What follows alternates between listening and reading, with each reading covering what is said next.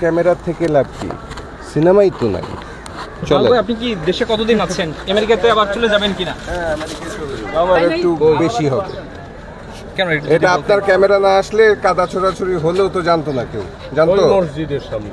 তাহলে কি এটা কোনোভাবে আপনি আমাদের উপর দোষটা বর্তাতে চাচ্ছেন? না না, এটা হচ্ছে গিয়ে আমরা স্টার, হ্যাঁ হ্যাঁ, আমাদের সামনেই ক্যামেরা থাকবে। ভাই একটা বিষয় জানতে চাচ্ছি, এটা আগে এরকম তো ছিল না, ছিল কাদা ছোড়াছুড়ি আগে হয়নি, হয়েছে? আপনারা দেখেননি, দর্শক দেখেনি, জনগণ জানেন করেন, এই জন্য ঠেকানোর জন্য। আমাদের বিড়ম্বনা স্বীকার করতে হচ্ছে তবে কি না? শিল্পীদের ভিতর সৌহার্দ্যটা কমে গেছে, যার কারণে পুলিশ প্রোটেকশন বেশি দরকার হচ্ছে? না, এটা আপনাদের মধ্যে সৌহার্দ্য কমে গেছে, আমাদের মধ্যে ঠিকই আছে। না, আমাদের মধ্যে কমলে তো আমরা আর সবাই মিলে একসাথে কাজ করতে পারতাম না। ওই জন্য যদি কোনো গ্যাঞ্জাম হয় সেটা ঠেকানোর জন্য আপনাদের জন্য আছে। মোটামুটি ভালো চলেছে, কোনোটাই ভালো চলেনি আলটিমেটলি। এখন ইউটিউব হয়ে গেছে, এই যে এটাই বলতে যাচ্ছিলাম, এই শিল্পী সমিতির নির্বাচন আছে, এত ক্যামেরা